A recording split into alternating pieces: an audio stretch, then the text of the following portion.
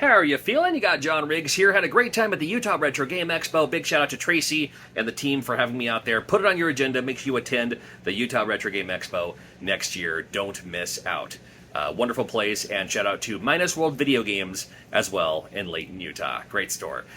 I love doing these recommendations where it's like, like different games, different consoles, doesn't matter. And I thought this time at the Utah Retro Game Expo, I would ask you what game you would recommend. It doesn't have to be your favorite game, but just recommend a game on literally any console. And here's some great recommendations that we came up with. Now, me personally, if I'm recommending a game, it's right there. Choo Choo Mimic, out now on CIB. The Kickstarter copies have already been sent out, and we got... If you missed out on the show or you can't make it to an expo where I am, you can buy yours through a link in the description below. But Utah Retro Game Expo, what game would you recommend? David Tenor, and my recommendation would be Desert Commander? Yeah, Desert Commander. NES. Yeah, for Desert Commander for NES? Oh, that's a good one. Why do you like Desert Commander more than others? I think it's more for the nostalgia because it was the game that got me into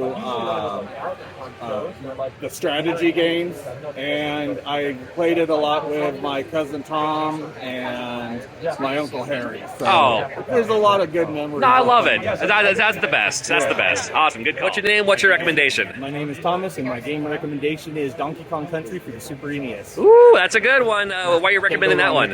This graphics is great. The gameplay is also great. And it was a good game for the Super NES during the time. How many times have you beaten it? Twice. Oh, twice. Oh, yeah. I was thinking about it the other day. I've only actually beaten it once when it first came out, but I never played it through all the way. I'll have to do that when I get back. I played it on the NES cartridge, and then the Super NES cartridge, and then I beat it on the Switch. Oh, there we go. All right. It barely counts as a retro game. My favorite would be Rogue Squadron 2 for the GameCube. Just lots of happy childhood memories of that game, and it still holds up, I think.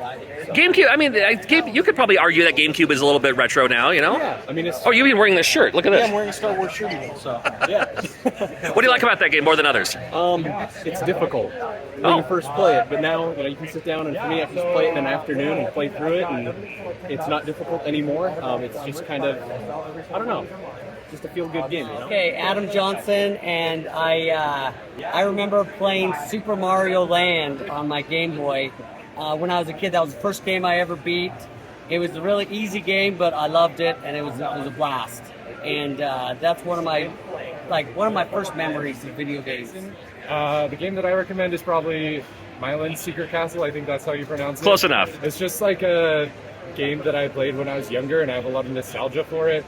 I think it's known for very repetitive gameplay, and it goes on way too long, but I think it's fun for the time that you can play it. So I don't know, maybe try it out. Maybe you'll hate it, maybe you'll like it. It's pretty fun. My name's Matt, and I think the game that I would recommend is Super Castlevania 4, just because I've just been playing it, and it's my favorite of the Castlevanias, mostly because you can whip in any direction, pretty much. And yeah, it's a lot of fun. Just kidding, I'm Zach. They're way out of my era, but Ninja 5.0 and Eastbook 1 and 2, they're both kind of expensive, but just go out, find the remakes of them.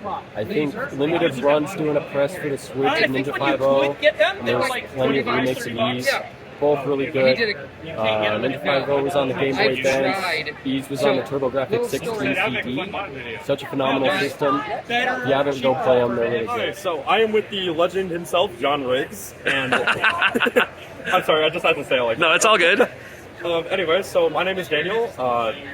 Pretty much what game I'm going to recommend, since this is the game recommendation video on this channel, I am going to heavily recommend Super Mario All-Stars on the Super Nintendo or on the Wii. I'd really recommend the Super Nintendo version of it because you're going to be getting the authentic experience. I didn't buy it much long ago, but it is just really fun to try and speedrun through all the games with revamped graphics and stuff like that.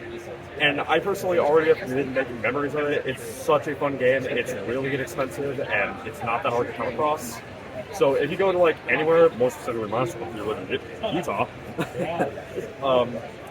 really try and get that game. It's really a great game. I really recommend it. And pardon me for being awkward. I just really stargazed to be here. You are with friends. I promise you that. Yeah, I am. All right. Quintessential game that I recommend to everyone who has the PlayStation 3, Infamous 2. Honestly, Infamous 1 is great.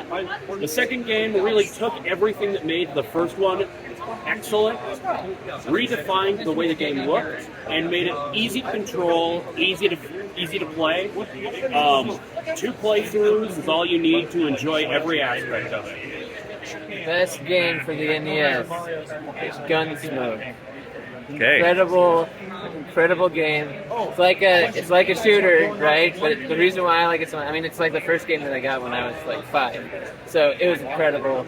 I mean, you can't go wrong with it. It's like 1942, but you're in a western shooting all these guys, getting on the horse. You have to have the horse, or you're not going to make it. It's incredibly hard to beat, but it's awesome. My name's Zach, and here's a video game recommendation. I think this is the first video game I ever played in my life. It's Hyperzone for the Super Nintendo. I love Hyperzone. Nobody ever talks about this game. I've seen like 3 YouTube videos on all of YouTube about it. It's basically like a sci-fi shooter. It looks like F-Zero, but it's not a racing game. It's a shooter. It reminds me of Space Harrier. Right. But it's kind of a lame game. It's like one of the launch titles for the Super Nintendo. It's made by HAL Laboratories. Yeah. But yeah, nobody ever talks about that game, and I love it. Now they do. Yeah, now they do. You're going to drag her into it too. Okay, go for it. I'm Nate Ramirez, and my recommendation to you is Sunset Riders on the actual arcade box. Ultimately, it's probably one of the funnest, most competitive, cooperative games you can play together. You can choose 4 players, and I recommend Poncho. And then after the first level, you know you've won because it says "Bury me with my money." And you're like, "No, it's mine." Yeah, good choice on. I always play as Poncho, so good call. Good call. Oh yeah. Hey, what's up there? My name's Tyler.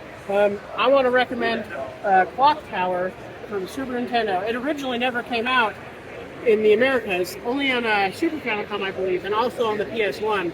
And this one is an English translation of the Super Famicom version, which is a great horror game if you're really into that stuff, especially for the 90s. The side-scroller and the giant guy with the giant scissors being all crazy.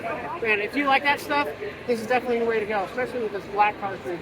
Hi, I'm McKay Wadsworth. I'm with Current Comics.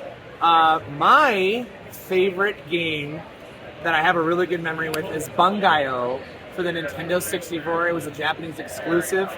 I bought it because it looked really fun, and boy was I surprised how fun it was. I played that for hours.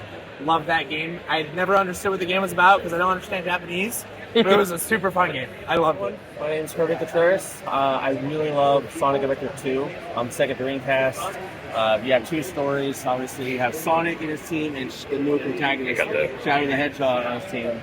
And the 2 teams have the same different type of game. So you have running fast type of style, you have shooting mech, and you have scavenger. Basically, you finish both stories, and they combine together at the end of the game to find out the real ending. Is that why you like the game so much? Yeah, I grew up on the game a lot. Okay, cool. GameCube and Dreamcast. Justin Madrigal. I'm going to recommend Einhander on PS1. If you can find it, it's probably going to cost you a pretty penny.